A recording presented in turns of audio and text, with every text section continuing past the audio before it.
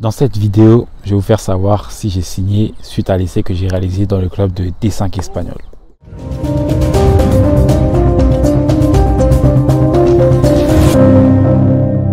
Bonjour, bienvenue dans cette nouvelle vidéo. Pour ceux qui ne me connaissent pas, moi c'est Gilo Nyamke et actuellement je fais un challenge de 180 jours pour signer un contrat semi-professionnel. Nous sommes dans les temps additionnels. En effet, j'ai réalisé un test dans un club de D5 espagnol qui a duré une semaine.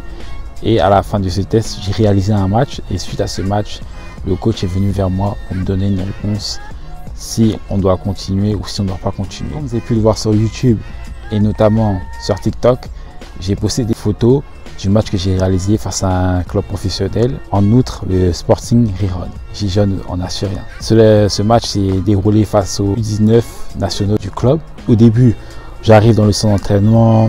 J'arrive avec les autres. Après, le staff il nous amène dans le vestiaire. On va dans le vestiaire. Le coach, il avait mis en place, il faisait son discours. Il parlait, tout ça. Bon, je comprenais très peu, mais il y avait l'entraîneur français qui m'épaulait, qui me traduisait ce qu'il fallait faire. Et pour résumer, ce qu'il fallait faire, c'est mettre en place ce qu'on avait réalisé à l'entraînement. En effet, durant les entraînements qu'on a fait, les derniers exercices avant la fin des entraînements, on faisait beaucoup de mise en place. Ça peut commencer sur une touche et les attaquants ils faisaient des déplacements, les latérales ils faisaient sa touche ou ça pouvait même partir du défenseur central. En tout cas, on faisait ça à l'entraînement et le coach voulait qu'on reproduise ça. Tiens la composition, met la composition sur une feuille et je vois que je commence sur le terrain. Je me dis ah ouais bizarre, je me dis vraiment bizarre, mais bon je me dis là je dois prouver, j'ai joué attaquant. Les 45 premières minutes et l'entraîneur français il vient me voir, il me dit que le coach il veut que je t'occupe pas de défendre mais vraiment de presser le défenseur central et d'empêcher la passe avec le latéral. Quand tu as le ballon, bon, tu fais ce que tu as à faire en tant qu'attaquant. Aujourd'hui je devais prester. Le match commence, on fait les échauffements, tout ça.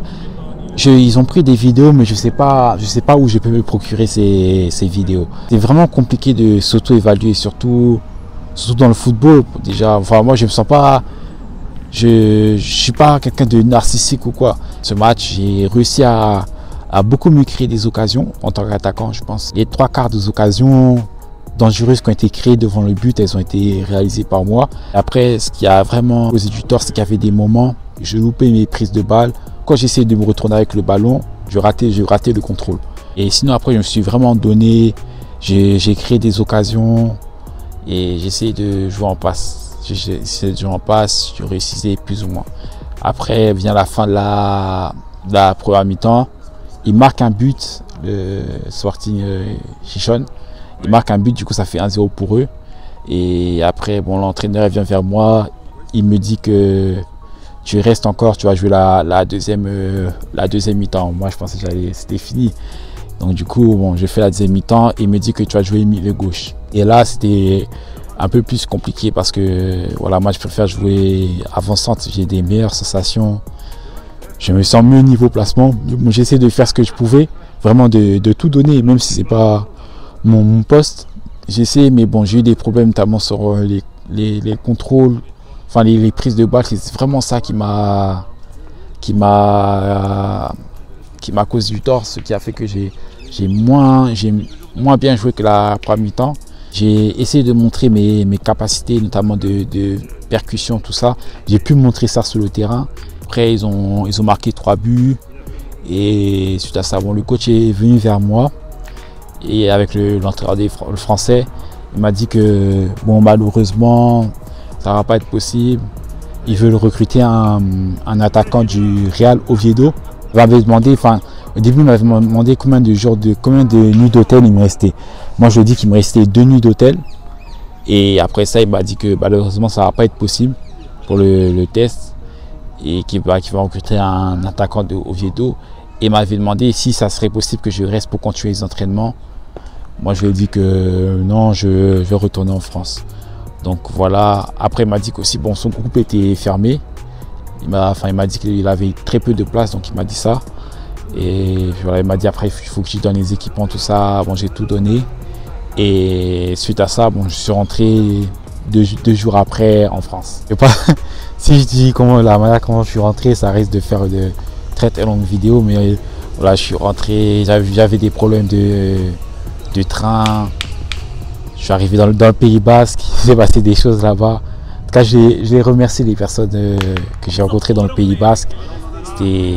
En tout cas, c'était une rencontre très enrichissante dans le Pays Basque. Mais je suis finalement rentré chez moi sain et sauf. J'ai envoyé un message au directeur sportif de ce club. Le club, c'était Luarca dans les Asturies, dans le nord de l'Espagne. Je lui ai envoyé, je lui ai dit merci beaucoup d'avoir permis de faire cette opportunité. Et je lui ai demandé aussi si ce serait possible de demander au coach qu'est-ce que je devrais améliorer pour devenir encore plus fort. Et là, il me dit, il me souhaite beaucoup de chance. Et il me dit que le coach, il a dit que il faudrait que j'améliore ma technique, sachant que avec le potentiel physique que j'ai, je pourrais devenir un joueur très intéressant si je réalise cette amélioration.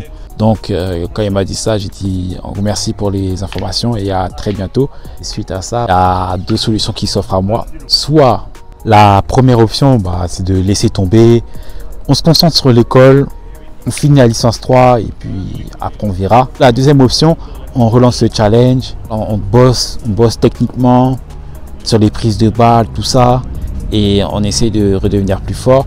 Mais tout d'abord, si je reprends cette option, ce serait de trouver un club. Parce que sachant que le club de Lens, le coach a dit qu'il a déjà recruté ses joueurs. Donc c'est un peu mort pour moi.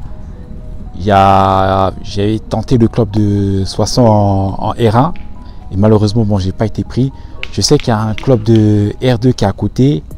Il y a un club aussi de Régional 3 qui est à côté du STAPS, qui est un STAPS là-bas où j'ai postulé.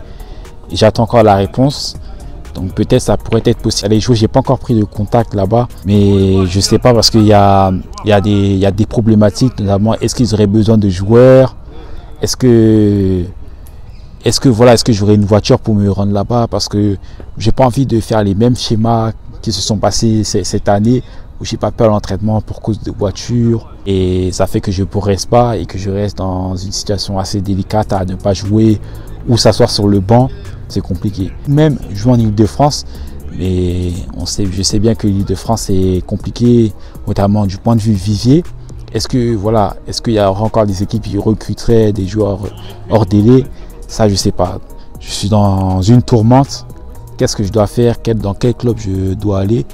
Je suis en train de réfléchir à ça et on verra bien. En toute franchise, les seuls regrets que j'ai dans cette aventure, ou même dans ce test même, ça serait peut-être des occasions que j'aurais dû peut-être mieux exploiter.